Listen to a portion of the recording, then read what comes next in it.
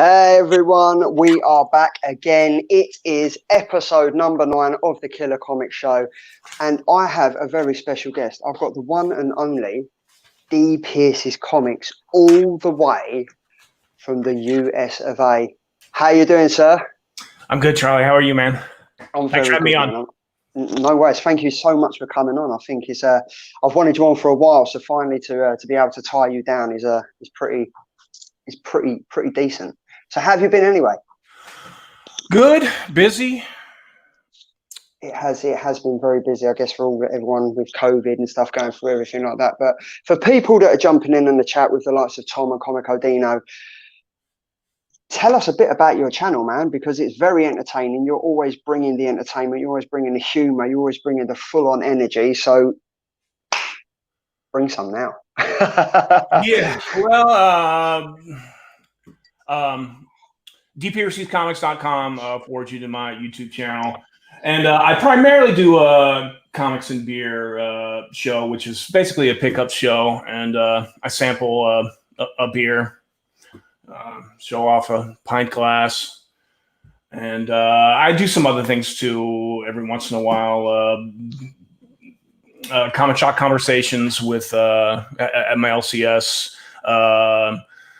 I do a confrontational comics, which is a rant, and but that stuff is I do that stuff more sparingly. Comics and beer, my weekly show is my bread and butter, and yeah, and that's at dpiercyscomics.com. So yeah, that's me.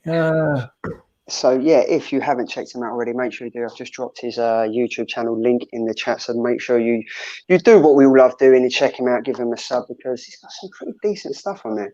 And I think one of your best and most shocking that you got so many views on, wasn't it? Was it the Batman God's? What was it? Batman God's Child, where you're reading over the comic page.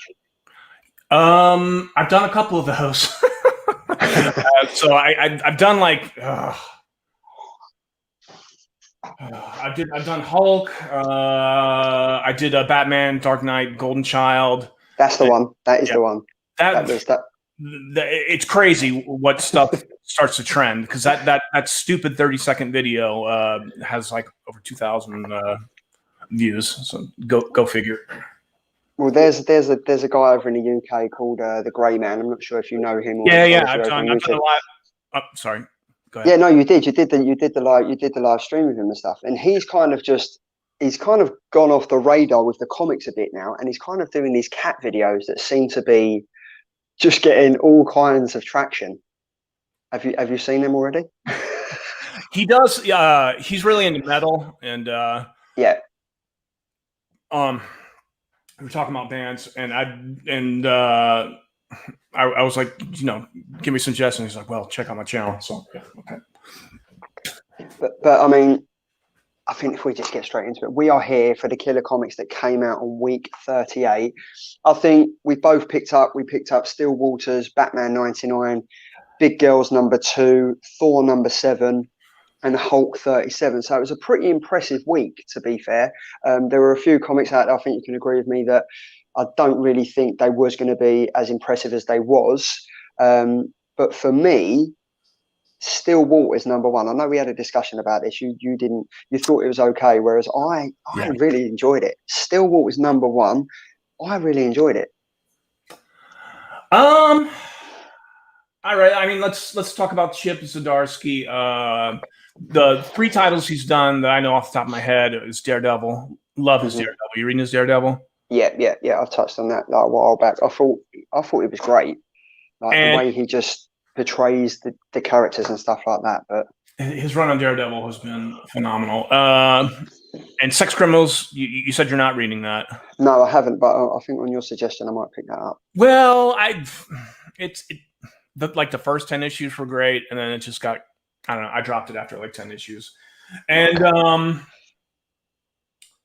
I thought this was just okay. What'd you think of the art for this? See, I really enjoyed it. I like the graininess of it, and the way that you kind of like had to look at the pages once or twice to actually realize what you're actually looking at. And I thought it was quite intriguing, and it did kind of like grab my attention and stuff like that. There are parts of it where I was like, that could have been done a bit better, but I think, to be fair, I was pretty impressed with the results, and I thought, as a horror book goes, and as a #1 goes, it was something pretty special. I'm not gonna lie. There was a lot of buzz around Stillwater, and so I was like, well, we should review that. But the art, kudos for it being so different. I didn't like it at first, but it won me over towards the end. So it's definitely different. Wouldn't you agree? Yeah, I mean, it was something that, it's not really a horror comic, but it's kind of going into that. Like, it's not been set out as a horror comic. It's kind of been set out as like a high-end thriller with touches of horror and gore and stuff like that. But the way that it started out, you kind of think it's two guys on a journey. I think it's Daniel and is it Daniel and his friend Tony? They're kind of like best buds. So obviously it starts off with I think he gets in a fight at work, or he nudges one of his guys at work and he gets sacked for it, and then he goes out on the piss.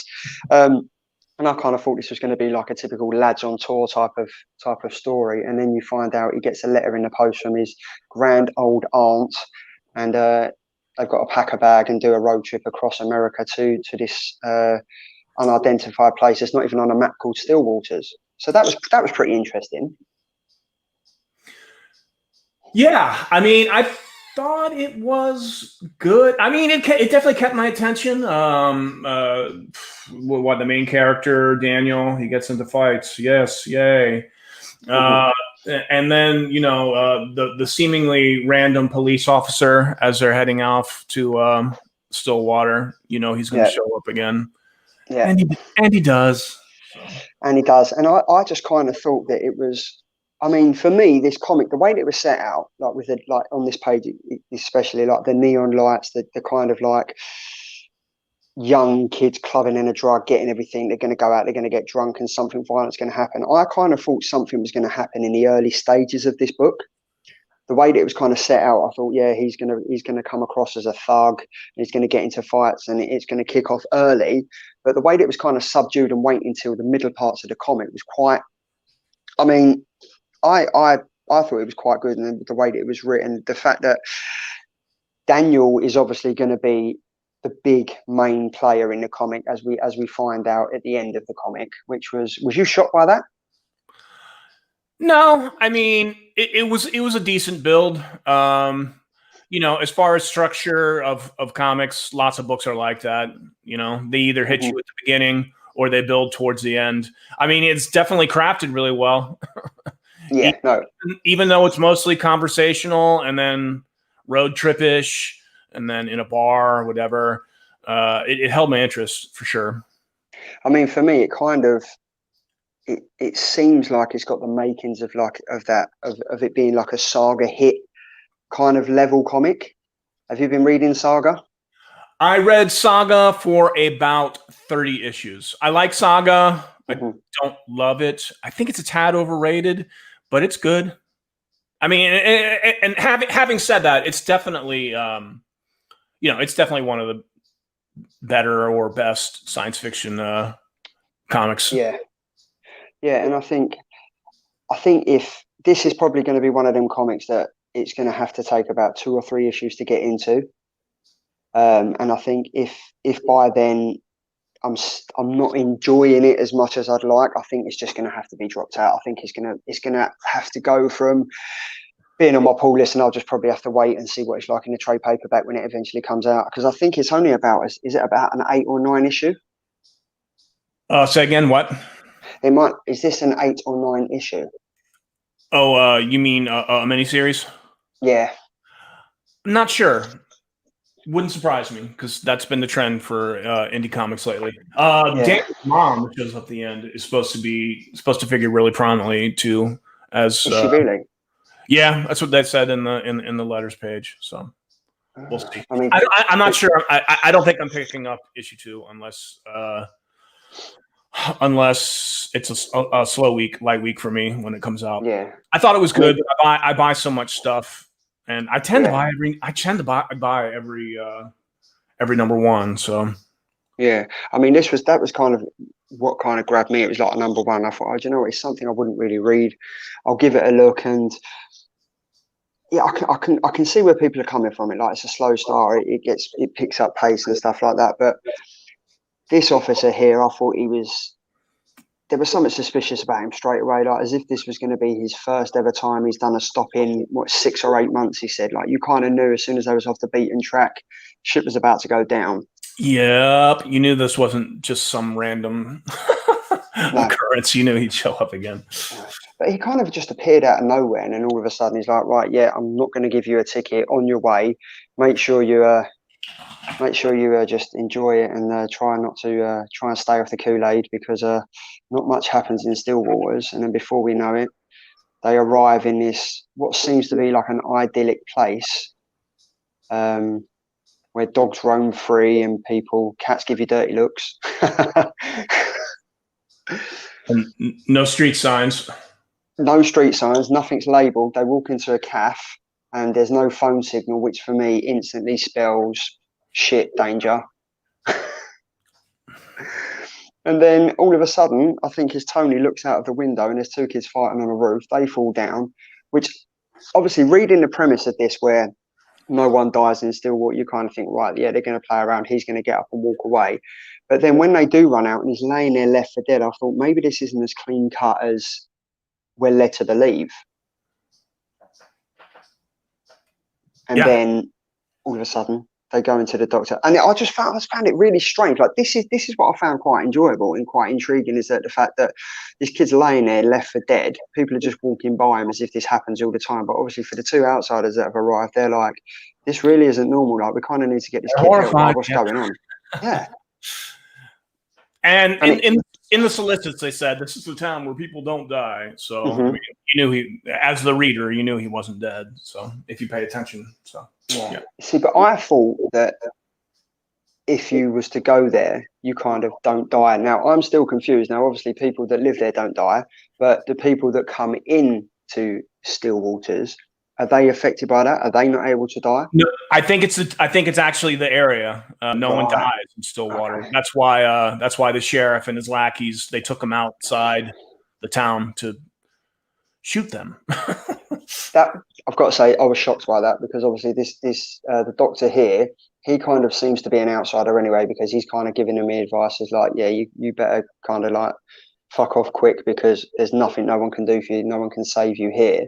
Yep. And I was kind of like, well, if you can't be if you can't die here, why are people trying to protect them? And then I guess it's because it ties back, it's in its own little bubble. No one really knows about Stillwaters because there's no road signs. People live this idyllic lifestyle where they're in their own little bubble. No one knows about them, so they can go about their day. And then it kicks off. Another fight ensues, and what do we know? The policeman that coincidentally stopped them on the track shows up, batters the shit out of the poor old Daniel. He's been in the wars, if I'm going to be honest. And then gets in a fight. They get taken off. And this is the part that I found very interesting, the fact that they're just driving away. And it's this scene here that I've always found very interesting, the fact that it says, if you, as soon as you reach past this path, you're able to die, but inside Stillwaters, it's my home, no one's going to die. And this part here, I honestly didn't think this was going to happen. I really didn't think he was going to shoot his mate straight in the head. It happened. It did indeed. But then where the hell did Daniel's mum come from? This is what I was confused about. Yeah, she kind of runs out of the woods there, right? Yeah. But then I'm kind of thinking she must have been the one that sent him the inheritance letter, no? True that, yes. I think it was. I think I think it's teeing up for a good second issue. I mean, I think with the fact that the boys, they're going to have to reap their reward and one of them ends up dead. I think there's a lot to open up to it, but I kind of do understand where you're coming from. Not all comics are going to be for everyone. I enjoyed it. It was something new that I haven't read before. So, yeah, I think it, I mean, it was oversized. It was 30 pages of pretty decent art. So, I mean, for the price of a normal comic, you do get your money's worth. What are people saying about it? Was it liked? Well, I mean, like on some of the internet chat rooms and stuff, people are saying it was okay. They kind of think that it jumped into it a bit too slowly. They could have jumped they could have built up a bit quicker. Like the fact that did they really have to kill off one of the main characters of the comic book so fast? But I guess then that kind of grabs your attention to see what's going to happen in issue 2. Yeah, I mean that's a fair criticism. Although, I mean, we talked about it earlier. It definitely there was a build, but it held my interest. And I'm the guy saying I thought it was just okay too. So yeah. So then that is Still Waters. I thought that was all right. I'd probably give that, I don't know, at your beer caps rating, what would you give that, Dan? Oh goodness.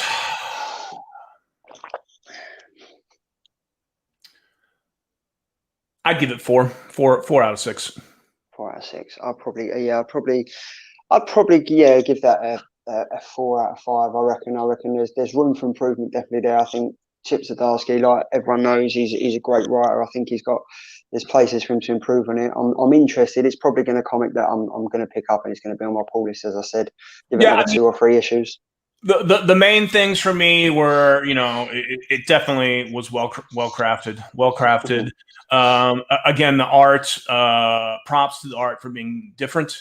Didn't take to it at first, but it won me over by the end. So those are the big takeaways for me. And I did like it. It's just I read so much stuff that I was like, yeah, I don't know if I'm getting issue 2.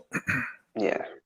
Well, comics ain't for everyone. So that is one that I will be sticking with. But let's talk about probably one of the biggest comics. It's been on a run for, I think James Tynion has been absolutely killing it in my eyes. And that is obviously the penultimate issue before the Joker War comes to its ugly rearing head. And that is Batman 99.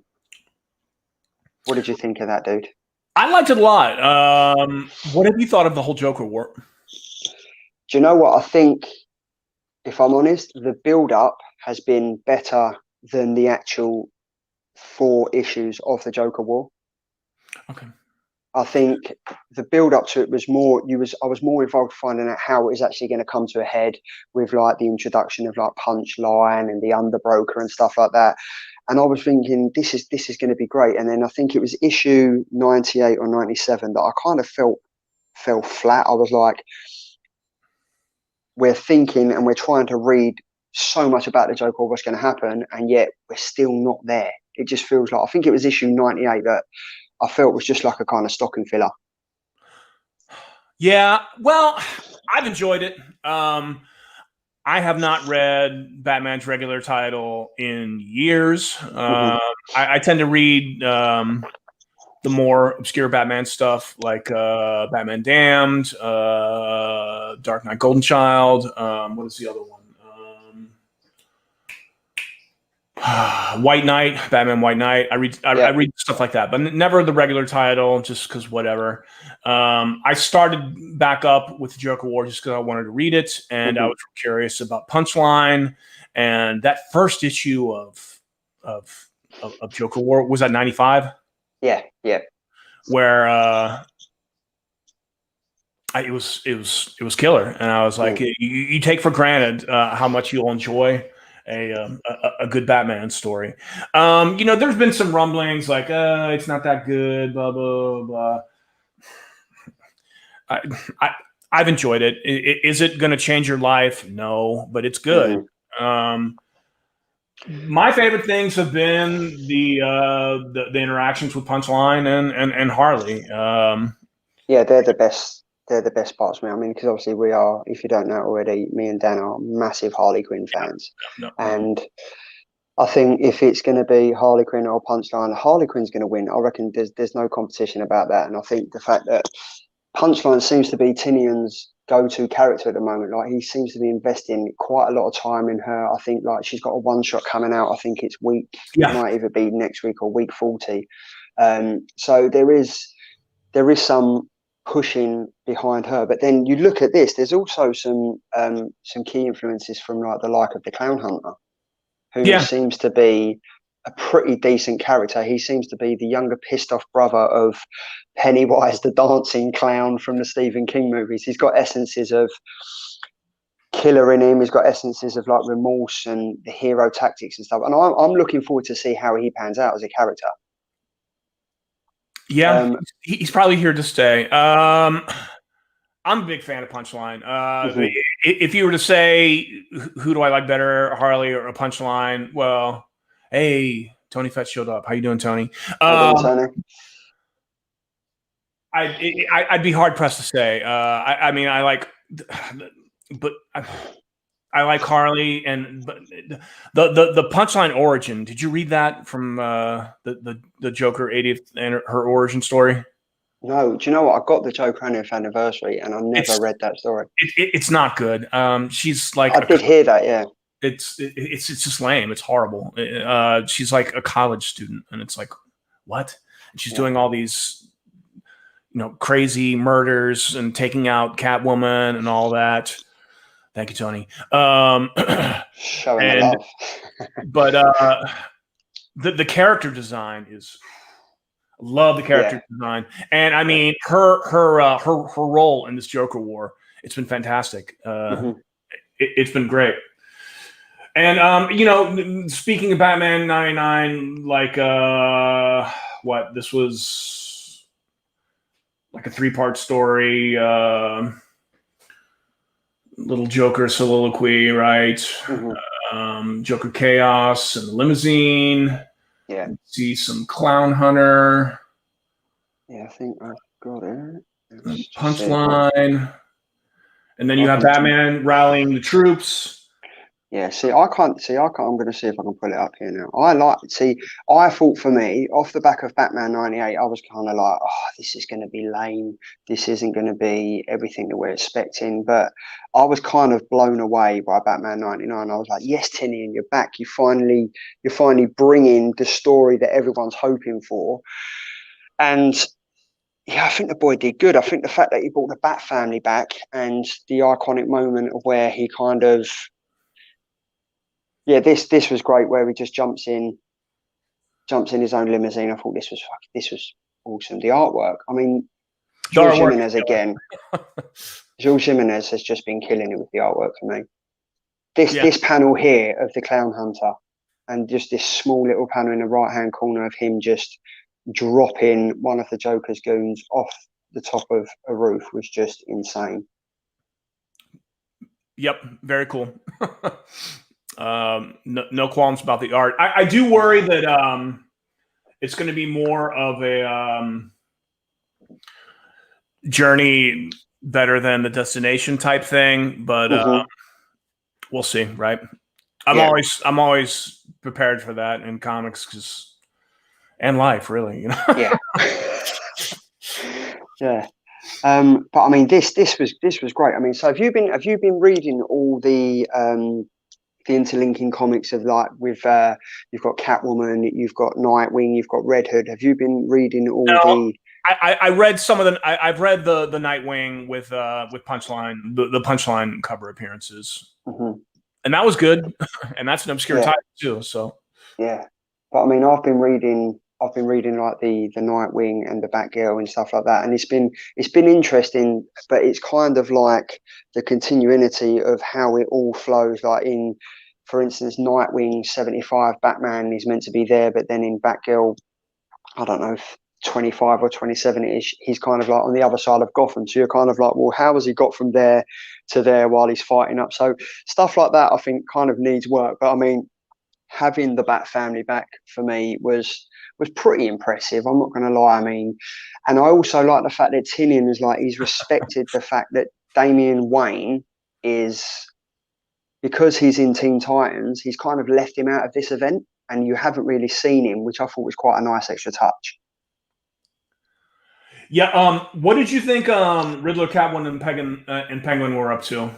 They got a page or two. Yeah, they was at the start, wasn't they? No, Or where was they? they got one page actually, but it was definitely page 14. It was definitely an aside. Oh, this one.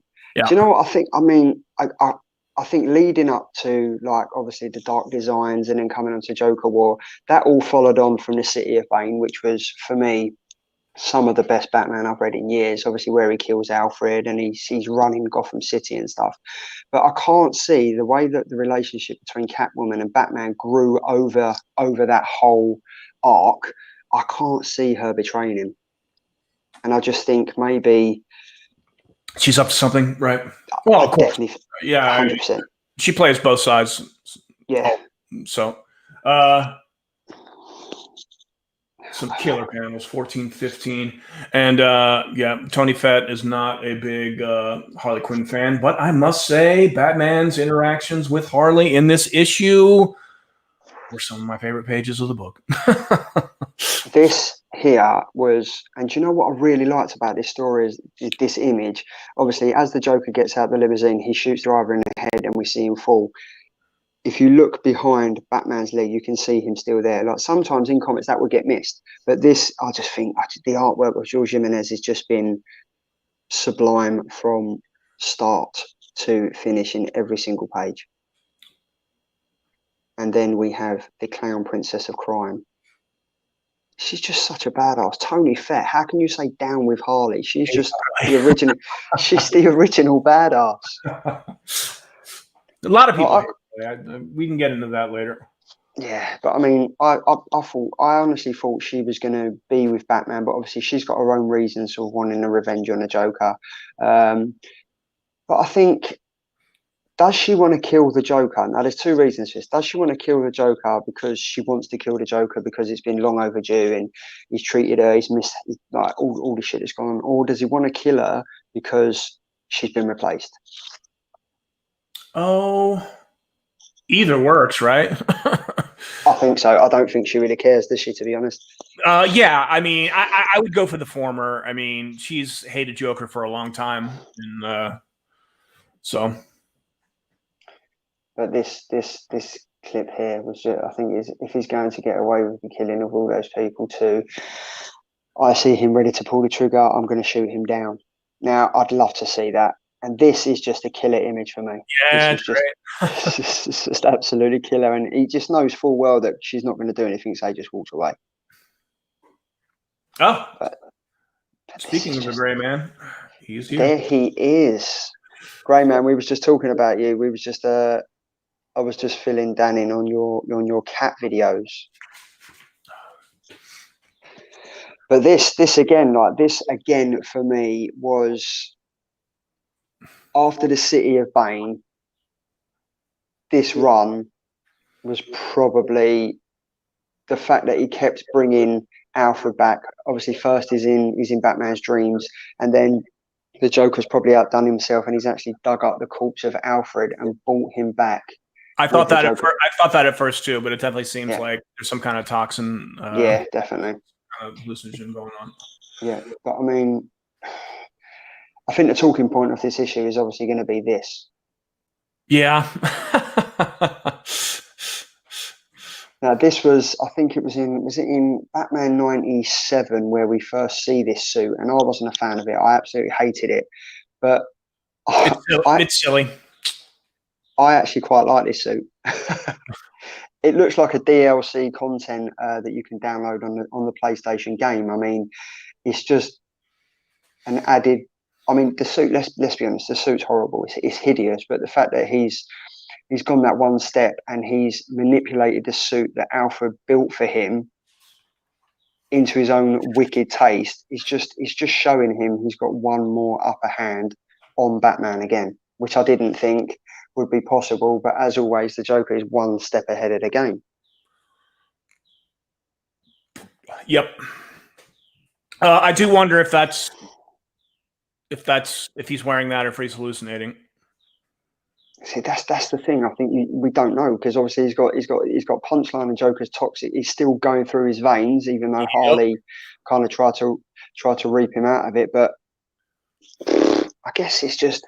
I mean, overall, I think the Batman run has been great. I really have enjoyed it. I think it's been good. I think James Tynion's done very well with like George Jimenez. They seem to have a really good partnership. It's always enjoyable. I think it did lack in the last issue or so. It kind of did lack the momentum, and it was kind of building up, and it kind of never got anywhere. But I think in this issue, I think they've done a pretty decent job of kind of getting to where we need to get to in the penultimate issue.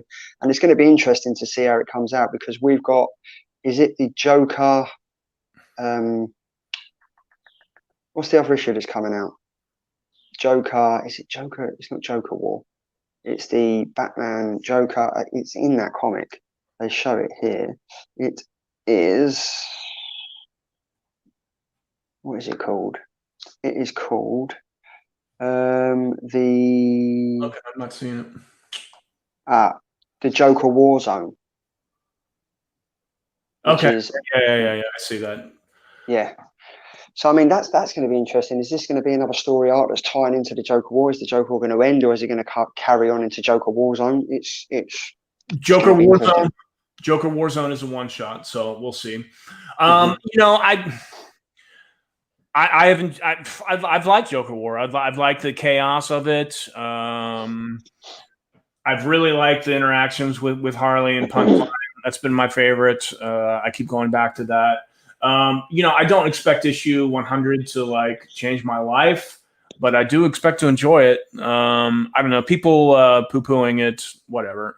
I buy a comic, I'm pulling for it, and I've enjoyed all the issues of Joker War. So, what did you think about the whole massive overexcitement of Punchline's first appearance in a Batman comic, and people are going out and buying tons of them and then flipping them for stupid prices? I mean, for me, if you love a comic cover, if you love a comic, you're going to buy it no matter what. If it's a second print, if it's a third print.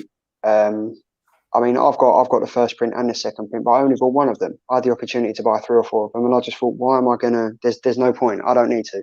I don't want to. No, thank you, Grandman. I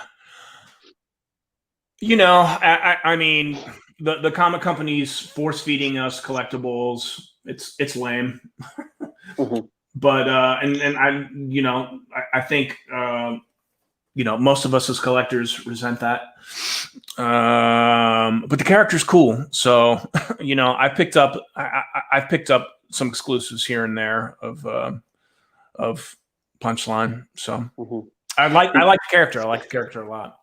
Did you get the magazine cover of Harley Quinn and Punchline for Harley Quinn 75? Oh yeah, I did. Yeah, you need to show that. I tried to get it, but it's just the shipping cost of just this is it. Yeah. This is insane. I would have liked to have gotten the Virgin variant too, but I just wasn't in for $50. This was $15. This is kind of. I pointed this out on Mike. This is kind of naughty. Their breasts are touching. Yeah. Natalie Sanders, what are you doing? No, but this is a beautiful cover. It is great. It is a great cover. It's just you get so lucky with the exclusive over there because obviously you have Comics Elite. You've got there's so many though. God, that's the thing. I think it's kind of like overdoing it. Over here we get a select few, and there's more hype around it because it's not a massive thing. Flash Ray Video says that's an absolutely amazing cover. It is indeed, and Dan's just pointed out that they are touching nipples. So the cover price on that has just gone up. Has it? A tad, just a tad, maybe just a little bit of a tip. I bought it to. I mean, will I sell it? Not for a while. Yeah, no, because you've got a few of them, haven't you? Yeah, I have a nice. Sanders. I have a nice little collection of Natalie Sanders books. Yeah, see, we get them through Sad Lemon Comics, and they kind of up the price. I think they go for like £49 or something stupid. I mean, there's so many exclusive covers. I mean, Peach Momoko is. I mean, there's an exclusive from her like every week. Yeah, I mean, yeah, she's just literally she's killing it at the moment. She's doing. Have you been reading her Mercy? No. Oh, Dan, you've got if like I think you'll actually enjoy that. It's kind of like your supernatural kind of horror genre thing. So I think I might have read the first issue. Mm-hmm. That's Image, right? Yes, yeah. I might have the first issue around here somewhere. Yeah, I mean, I think I picked up the. A lot of people have been saying good things about Mercy. So I burp under my breath here. What beer are you drinking anyway? Oh, I'm cheap stuff. When I'm pounding beers, I drink these Modelo. Mexican beers, Modelo. What's Flash Ray Video saying? It says I stick to my LCS for the most part, and if there's a variant I like, grab it. I'm actually one purchased, one retailer exclusive. See, I think that's what a lot of people are doing. I mean, for the Batman comics, I've been picking up the Matina variants and also the main covers as well, because I kind of like putting them side by side. I like doing that. But the Derek Chew Clown Hunter version that came out for $99 is a pretty decent artwork of a cover. I mean, I like Derek Chew. Who doesn't really like a Derek Chew? But I think, yeah. So then that is Batman 99. That was a pretty decent comic. I think we can both agree that it's not going to change our lives. It has been pretty good. Is Batman 100 going to live up to the expectations that we hope it will? I'm fingers crossed. As long as Harley doesn't die, it's a win-win for me. I don't want her to die. But I thought that was quite good in Harley 75. The way that they tied that back to. We actually see what happened when she got thrown down the drain and stuff. Yeah, I was disappointed with Harley 75. Really? Like after I've read it, okay, it was cool. But I mean, they kind of teased the death of Harley in Harley Quinn 75. And the first half of the book, the Harley Quinn rose for her birthday. Come on. There were some great panels for that. But I mean, it's just like jokes without any substance. And it's why people hate Harley Quinn books. Mm-hmm. When you give us a good story, we're not, I'm going off on a tangent here. But let's see. I mean, this when Harley was in the wrestling group and trying to solve the mystery of her wrestling sister. I mean, this was an awesome arc. But 80% of the time, the Harley Quinn title, it's just jokes without any substance, and that's what annoys everyone. So. I mean, I was really impressed. I like Harley, and I was really impressed with you. I think it was one of the TV episodes where she fought. Who was it? Grandma Goodness? Is it Granny Goodness? Yeah. Where she fights her in the comic, and I was like, that was really cool how they made her fight. You pointed that out to me. I was like, oh yeah, she wasn't. That was wicked, and I think it is with the way that Amanda Conner does it. It's either you like Harley for the way that she's real, or you don't. I think she's very much love or hate. She's like Marmite. You either like Harley Quinn or you don't. But I mean, I really like her. I think she's probably going to come out of it the best part as going back to a villain in the Batman run, because I can't see anything else coming off of that. It's just I totally agree with what you mean by Harley Quinn 75. It was enjoyable in parts, but it wasn't one of the best issues. Yeah. And then the second part where she was thrown in the river, and then she starts hallucinating, doesn't she? She was hallucinating, and I mean, it was cool, but just not what I wanted. No. And I mean, they did a whole play on like Punchline is a younger, more extreme, more violent version of you. Kind of them poking fun at themselves. That was cool. Yeah. So then, flipping over from DC, we are now going to Thor #7. Now, I've got to just give a shout out to Hydra Collectibles on this, because he was on a show before mine, and he I noticed what he was talking about, but I didn't go to the extremes that he did for it. So massive shout out to him for actually doing what he did and like noticing this. But obviously, Thor #7, the latest rundown is it's just come off of the arc of the Black Winter.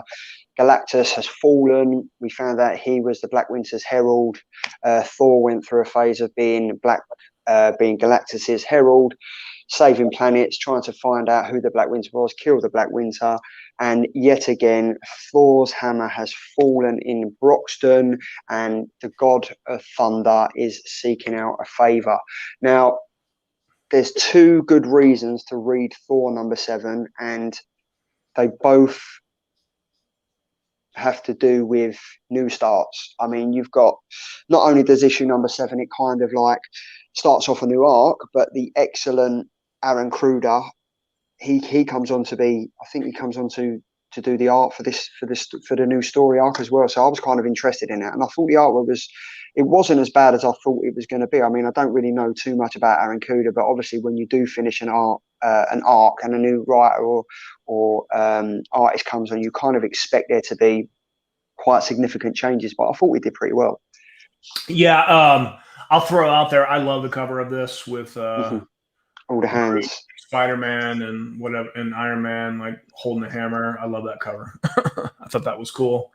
I loved the I loved the splash page of in Broxton, Oklahoma, with the hammer falling with that little rainbow smoke. Yeah, with the little guy. He's just out fixing his car. Yeah, and before you know it, he's got to pick up Mjolnir. But there we go. This is a fantastic cover. Love that cover. I mean, who is it? We've got Iron Man, we've got Spider-Man, we've got Groot, we've got Ant-Man, and is that Marvel or something? Whose hand is that? The lady's hand? I thought that was Miss Marvel. Is that Miss Marvel? Well, yeah, Captain Marvel, Miss Marvel. Yeah. Okay. And then who is the hand behind here? Yes, Storm, maybe. Yeah, you got me.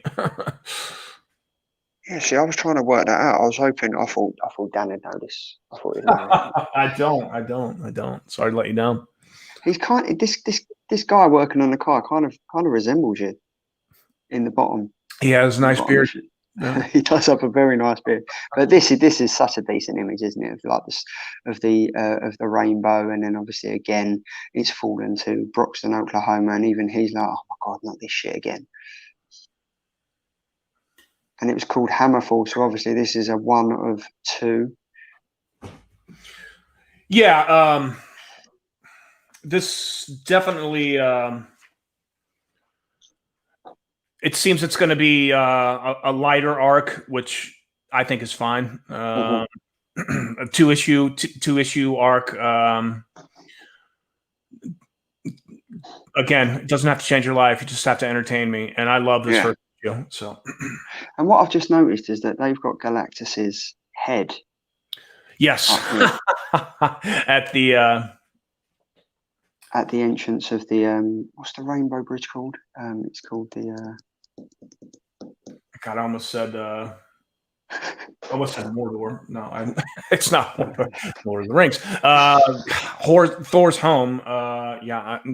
It's escaping me. We're not good geeks. Thor, where are you from?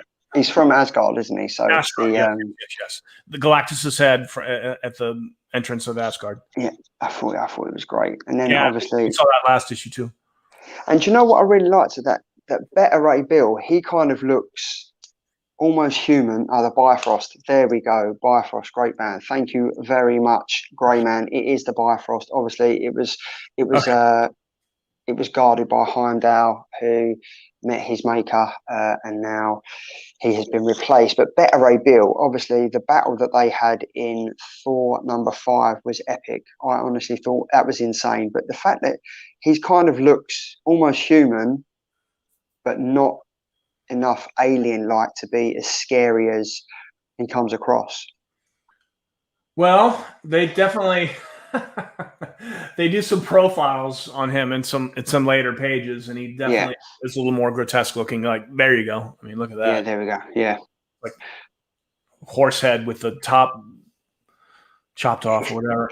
It is weird, isn't it? The only thing I didn't like about this artwork is that in the previous 5 issues and 6 issues, Thor looks tired, he looks haggard, he looks like he's got the weight of the world on his shoulders. In this, he's kind of like done a whole Benjamin Button type of thing, and he looks young. I mean, this image here, he looks like he's about 18 years old. And it's kind of like you've literally just gone through probably one of the best battles that you've ever had. You've had to team up with one of your all-time greatest villains, and you come out looking younger than you did when you went in. Yeah. So I guess, I mean, yeah, you did pretty well, Kuda. But I think in this scene here, you've kind of, I mean, because the page above, he kind of looks old on the side profile, and then we get down and he looks young. And I was kind of disappointed with that. I was like, obviously, it's not going to change my life, but I like things to be continuous. Like if you're going to stick at one, make him look old, make him look old. Don't chop and change. So you never know, that might improve in the next few issues. But I've got to say, this here at the end of number 6, where we have the flashback and you've got Thanos with holding Mjolnir with the Infinity Stones in it, and then he's obviously got Noel's glove, and he's got the Marvel zombies behind him. Is this a sign of things to come? I have reached out to Philip Kennedy Johnson, who is actually doing the Marvel Zombies Resurrection run, and I've gone to him and I've gone, right, I've got a theory. Is this going to be a tie-in that you are working with, that you're going to, because on the last show he said to me, he said, within the next couple of months, Marvel and DC are going to make an announcement, and he's working on something that has been his dream come true. Now, is there going to be a massive tie-in? Is this going to be a crossover with DC, Marvel Zombies, Deceased, and everything like that? I asked him the question, and all I got was, who knows, but it would be very interesting. So could it be? Well, it will at least be a Marvel event. Yeah. So I mean, how do you feel about these Marvel events? Because obviously we had War of the Realms that I thought it was quite good. I thought I'm really, really, really particular about people are like, oh, you like Marvel, you like DC. I like both, but I tend to read more DC titles. I'm really particular about the Marvel books I read. Currently reading like Thor, Conan. We haven't had an issue of Conan in a while. Come on, Marvel. Hulk, of course, which we'll talk about later. Daredevil, which I like a lot. And I've been reading X-Force, the Benjamin Percy title. But I tend to shy away from everything else just because. Yeah. I mean, I haven't even touched on the Empire. There's about 30 tie-ins, and it's just I just can't stand it. Yeah, I mean, I really can't stand it. You end up reading one, and then you've got to go back 4. Yeah, I mean, you read one, and then you've got to go back 4 issues before you can read the next issue. I'm kind of like, I just hope this doesn't. I mean, all I've been reading from Marvel is Venom, Thor, and I actually think that's about it. From DC, I'm kind of moving more towards DC and Image. Boom Studios are putting out some absolutely fantastic stuff at the moment. So I've been reading that. I mean, I kind of seem to watch the Marvel films. I mean, the way that I'm set up is that for me, Marvel is more family orientated. You can sit down, you can take your kids to the movies, and they can enjoy it, and they can be their Iron Man, they can enjoy their Captain Americans and stuff. But with the DC, something like the Justice League is a bit more darker, it's a bit more adult orientated, and I think that comes across in the comics as well, because obviously you've got the DC Black Label with the likes of Hill House Comics, Batman Damned, Joker Killer Smile, Harleen, but you don't really seem to have anything like that in Marvel. Yeah, that's an excellent summation. I love the DC Black Label books a lot. It's great stuff. When you touch upon the movies, I don't know. Are you a fan of Zack Snyder? Not really. Yeah, I mean, I hate to say disparaging things about him, but the only thing I really like that he did, I like 300 a lot. I like 300 a lot. I love 300. I thought that was great. Watchmen movie, it was good, but it was, I know exactly what you mean. Yeah, he didn't veer off. So, And the DC movies that I've liked are the ones he hasn't directed. I mean, Wonder Woman. Yeah. I don't know. People shit on Suicide Squad and Birds of Prey, but I enjoyed both of those. So. Same here. I really enjoyed Suicide Squad, and Birds of Prey for me was all kinds of awesome. Birds of Prey was so good. They shouldn't have called it. They shouldn't have called it Birds of Prey. And well, they shouldn't have made that girl Cassandra Cain, because what you know that was going to piss off comic book fans. I didn't. I was just like, what the hell are you? What are you doing? Like it was. But yeah, Wonder Woman 84 looks very good. Like when I see the trailer on DC Fandom, I was like, this is like Cheetah looks awesome, all kinds of awesomeness. Yeah.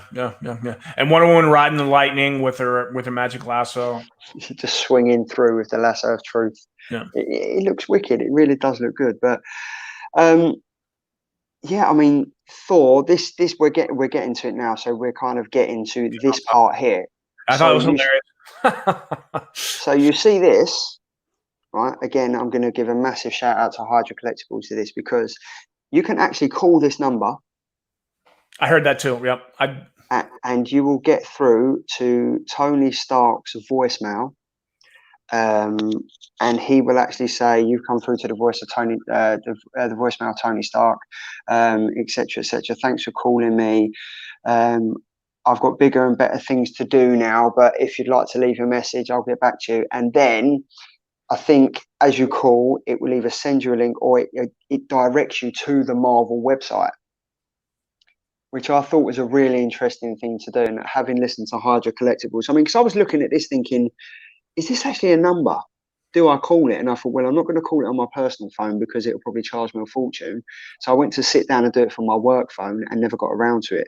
But it's going to be, for those of you out there reading the Thor comic, this is kind of like a neat little Easter egg. There's so much more they could do around this. I mean, I think Luke from Hydra Collectibles mentioned that you could have been put through to Iron Man, who then directs you to Stark Industries website, and there's some like touch and go moments on there that would be really enjoyable. But maybe this is opening up for something else. Is there going to be more Easter eggs in the Thor comics going on that have tiebacks like this? But yeah, it's pretty decent, because Iron Man's reaction to this in the comic is like, God damn you, you son of a... But that would probably be his reaction in real life if he was getting these calls day in, day out.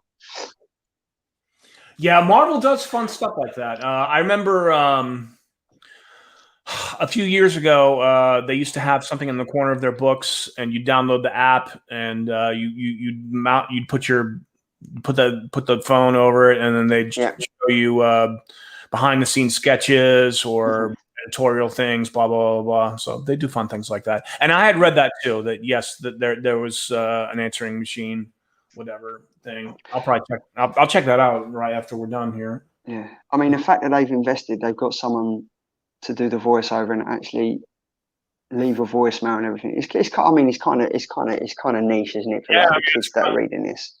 I love stuff like that. Yeah. But I mean, for me, this issue, it keep you interested enough. But I think it's a bit of a letdown considering of how the previous 6 issues were. They were full of action. It was full of like Thor dealing with him being the king of Asgard now, and it's kind of like there's more of a comedic value in this, and I think they haven't transitioned very well.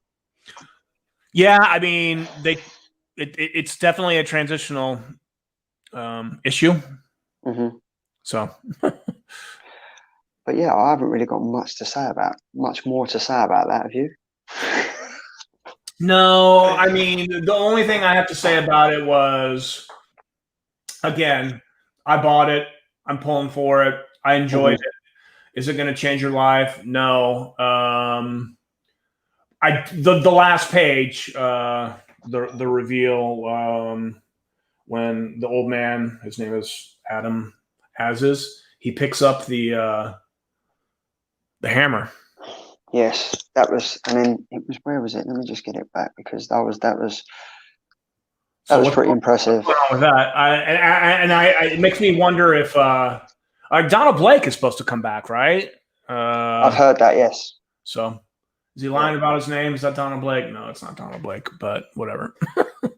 So interesting last page, but where is it? There we go. Let's see where it is. Very last page. I mean, the artwork's okay. It's good on it. It's not gonna. There we go. It also, yeah. See, I did quite like this line from Thor where he says, "What is it?" He says, "Yeah, it might be becoming heavy for me, and I might not be able to pick it up, but it also means that everyone else it does not." And he kind of picks it up, and he's like, "Yeah, this is it." So this could be interesting. It's obviously this is part 1 of 2, so it's going to be interesting to see how this pans out. But as I said, this issue for me was a letdown. It wasn't as decent as the previous 6 issues, where obviously we see a more personal side of Thor having to deal with what's carrying heavy on his shoulders. And talking about shoulders, incredible, the Immortal Hulk number 37. Now, I got halfway through this issue and then got pulled away from work. So, Dan, you can take it away with this issue. What did you think about it? I mean, I think it's been incredible so far. Yeah. I'm bringing it up. I thought I had to read it twice to get everything that was going on. And the first run through, I was like, yeah, okay, this is okay. But I mean, there is a lot going on here. First off, I like this cover a lot. That's what Del Fry in the tube, and then Hulk in the background. All right, so it starts off with Del Fry in a mind loop, and if you don't know who Del Fry is, it's a throwback to issue 2 of Immortal Hulk. Have you been reading the whole series? Yeah. So there's that, and then Leader breaks in, takes his body, and then he's in the tube. Starts fighting with Doc Samson, and then they go to the below place, and it gets all kinds of weird from there, surreal but scary too, and then we get a weird Rick Jones face talking about green and red doors. See, I like Rick Jones. I do like Rick Jones. Yeah. I mean, Al Ewing's a writer, right? Yeah. I mean, he does he does really nice nods to the whole series, and then when they go back to Iowa, and this is fun when he's been fighting the is it the below place? The Gamma Flight. He's been fighting the Gamma Flight for a couple of issues, and just his interactions with Absorbing Man have been fun. I mean, this is where I got up to. Page 12. Yeah. I mean, the artwork is incredible on it. Yeah, it really is. This has been one of the most, for 37 issues now, this has been one of the most enjoyable comics I've been reading. Like, I've been looking forward to it every time this comes out, along with Batman. This has been at the top of my pull list, and this is the first comic I kind of can't wait to get my hands on. The Hulk fight scenes are so much fun in this. Yeah. It's almost like get me to the Hulk smash stuff. Yeah, but, I mean, it's so cool. But it's just it from every single issue, the to-ing and throwing between Bruce Banner and the Hulk is, you kind of don't know what side to be on. I mean, for 3 or 4 of the issues, I was like, I'm with Bruce Banner on this, and then you kind of flip to the Hulk, and you're like kind of seeing where he's coming from, and it's just like a whole messed up world of emotion, and then you kind of just think they're the same person, and I'm loving the action that's coming. I mean, look at this action scene here. It's just cool. Insane. It's so cool. It is honestly so cool. And then obviously you have the interactions here. It's just. I think the reporter, her name is McGee. I think that's That's Yeah. That's cute. If you want, that's a throwback to Mr. McGee from the Hulk television series. Television show, yeah. So, I mean, I mean, for people out there reading it, this must be, I mean, for me, as I mentioned, this is one of the best comics that I'm reading at the moment. I'm absolutely loving it. And it just seems to be continuously top level stuff. Like, honestly, like it doesn't seem to drop out of your radar or anything. It's constantly consistently amazing. Yeah, I mean, when I read this the first time, I was like, I didn't really understand the Delphi Peter loop, but then when I understood what was going on, I was just like, what? I mean, cool shit, you know. I know. I mean, I think in every, and he's transported to back to the leader. I think in every single issue, the Hulk gets shot in the head. Yeah, it's happened a lot. It's happened more than once.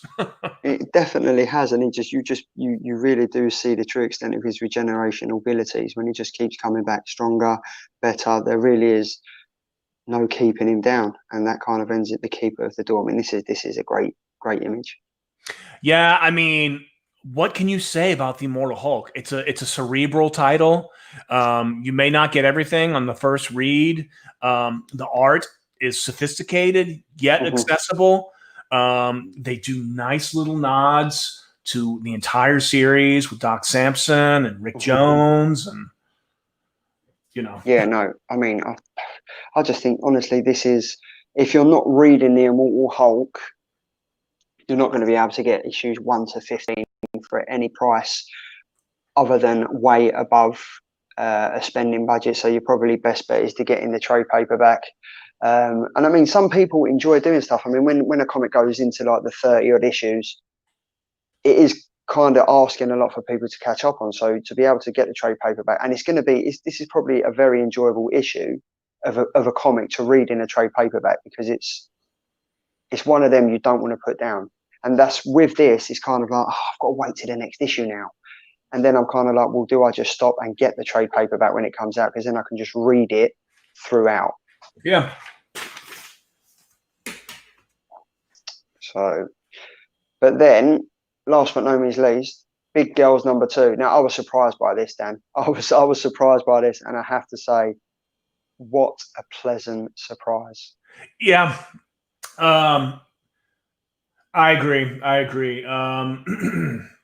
You know, you want to talk about it's down to Immortal Hulk or Big Girls 2 for read of the week for me.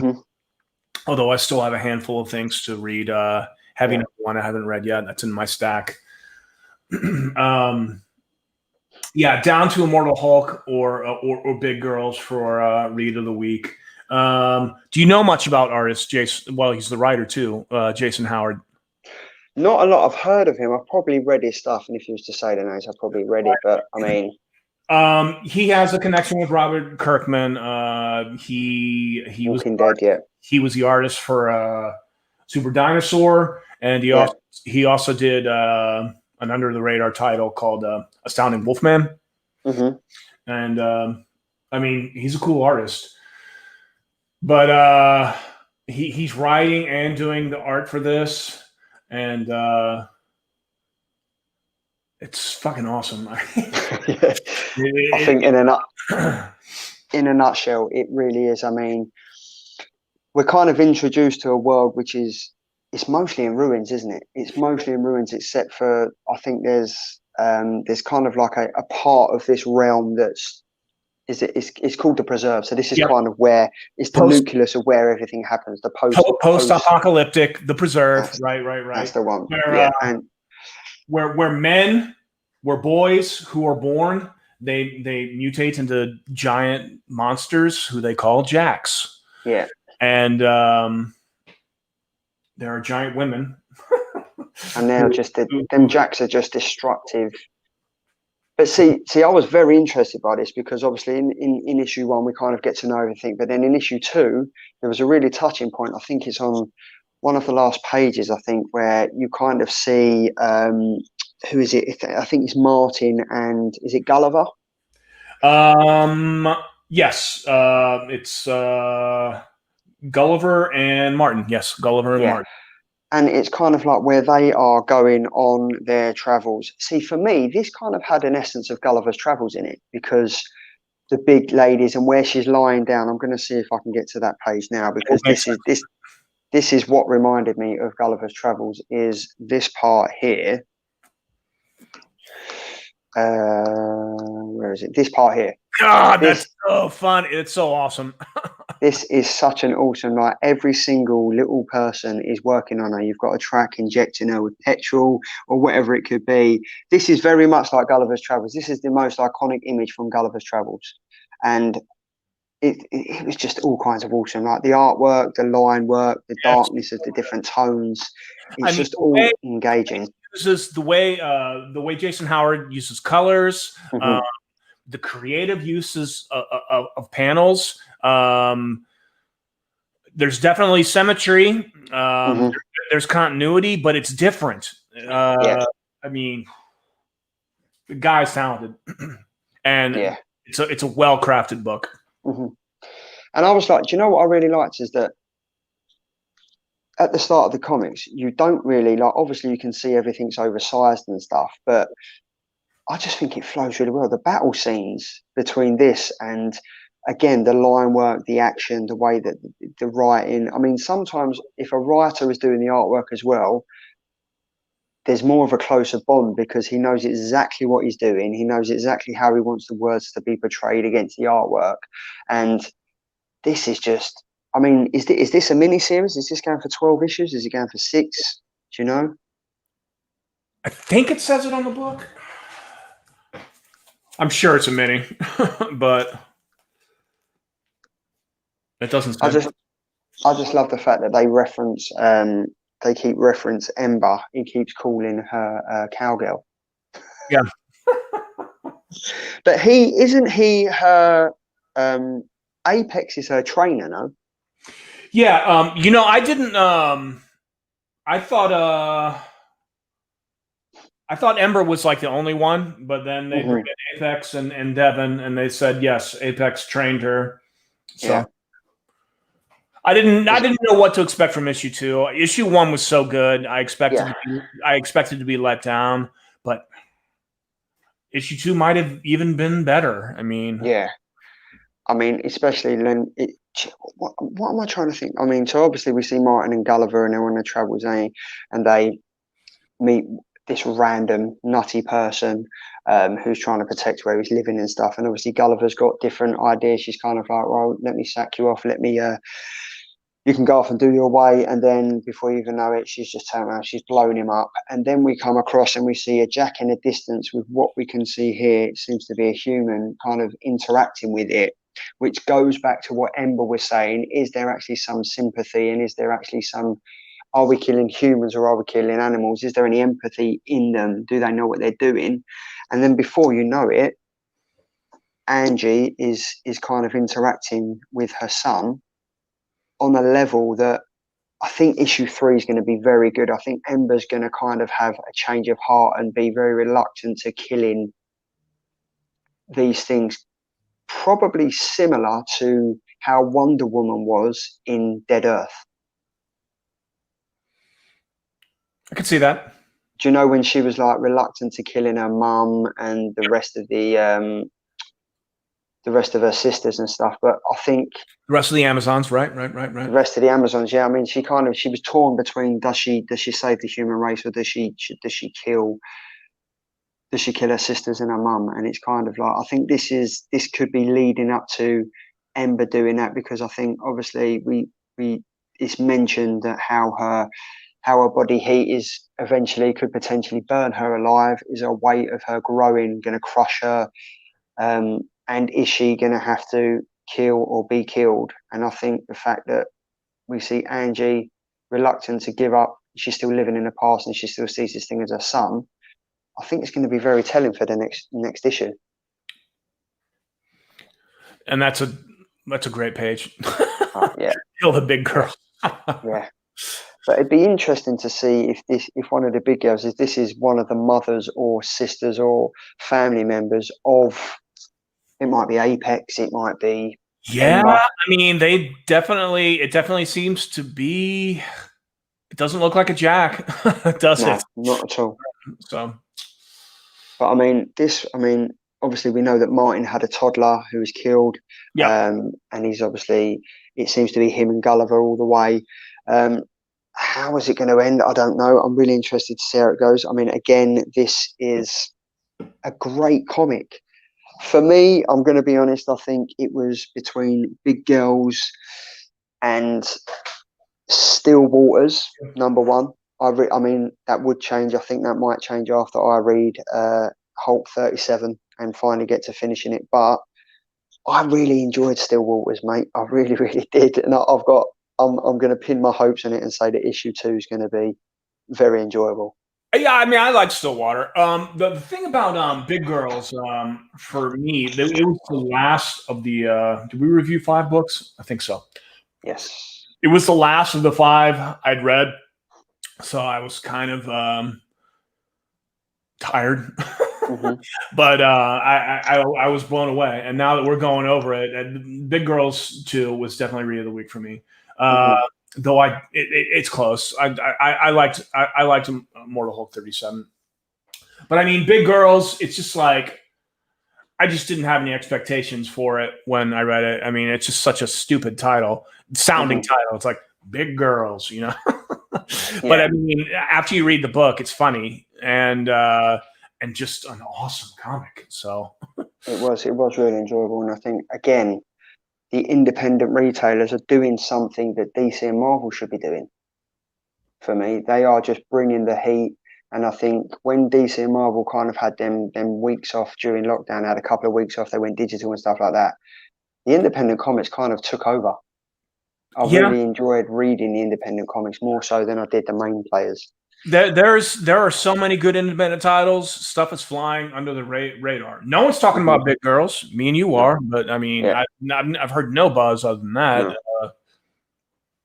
And to be fair, I think that's going to be a title that I reckon will fly under the radar, and before you even know it, it's sold out, and people are going after issue 1 like a first appearance of Punchline.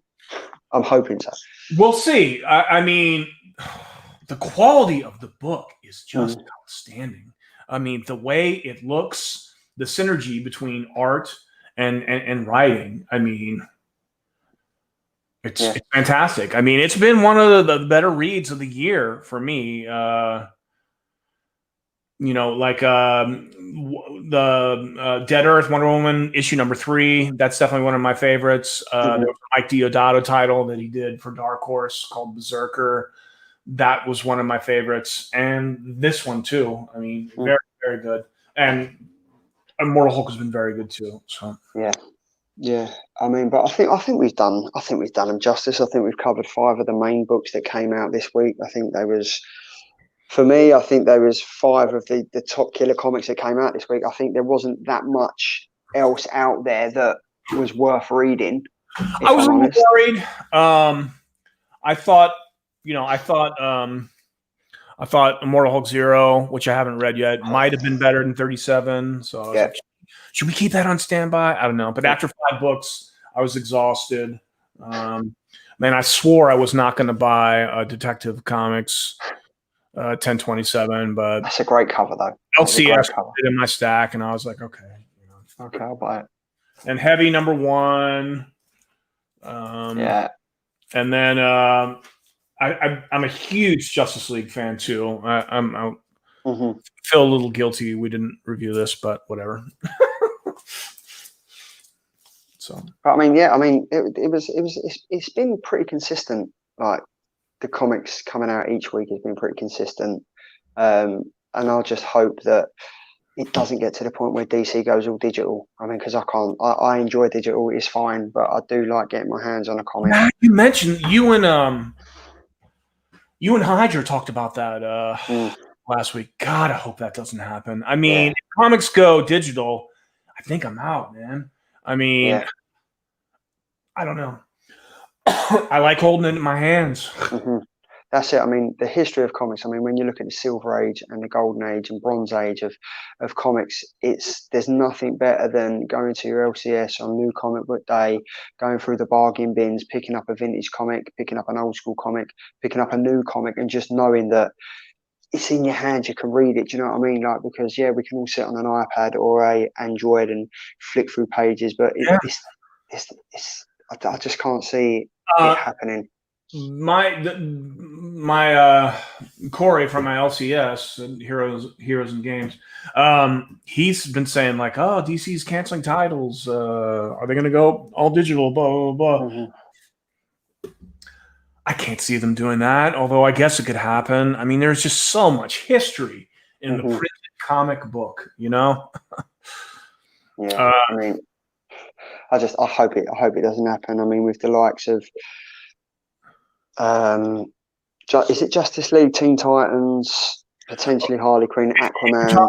Canceled titles. It's Hawkman, Suicide Squad, Harley Quinn. They're not canceling Justice League. Yeah. And I can't remember what else, but it wouldn't surprise me if they will. They cancel the Bat Family titles. They're popular, right? Mm-hmm. So I never would have thought they would have canceled Harley Quinn, but they did. Or Suicide Squad, for that matter. Yeah. It's just weird. It's just weird. I mean, these titles, though they're not everyone's cup of tea. I mean, they definitely have their advocates. I mean, people are pissed off that Hawkman was canceled. That's not a title I read, but you know, people love that title.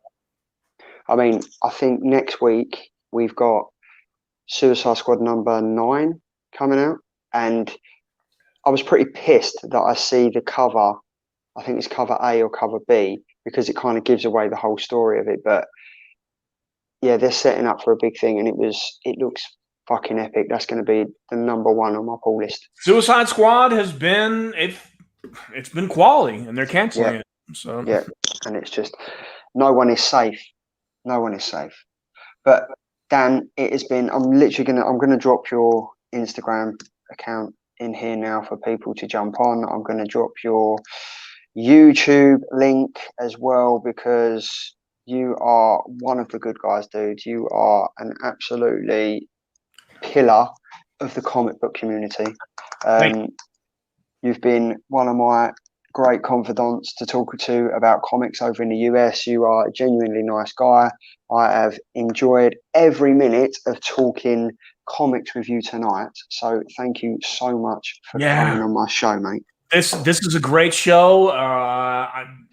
The episodes I've watched, I've really enjoyed. You know, props to you and anyone who's having guests on to talk about comics and whatever, because it's not easy to do. It's not. It really isn't, and I enjoy doing it. I do it because I love comics. I'm passionate about it, and without the help of you guys wanting to come on my show and talk comic shit with me, there wouldn't be no Killer Comic Show. So all the kudos and everything goes out to you guys that are willing to take an hour and a half out to even jump in the chat and communicate with us, and also join the live stream and sit here talking to a Southeast London geek talking about comics. So massive thanks, mate. No, I love this. Have me back, man. I've enjoyed it. I'm definitely going to have you back. I think, when can we get you on? Are you free next week? But no, it's honestly, mate, it's been great. I really do enjoy it. And so when is your next show coming up? Tell me a bit more about it. It should be on Saturday, no? Comics and Beers? I'm actually working for my wife Saturday, so I'll do it tomorrow night. But honestly, it's going to be a quickie. I can't really do panels or anything, but whatever. There's nothing wrong with a quickie, Dan. There's nothing wrong with a quickie, mate. But mate, on that note, I think we should end the show here. It's been fantastic having you on. I do apologise for not reviewing Justice League, but I'm sure we can communicate over Instagram. You can tell me what you think. Oh yeah, no biggie, man. We did 5 books. Jeez. But yeah, I know you was worried about fitting in 5 books, but I literally just blitzed them through, and I thought it was good.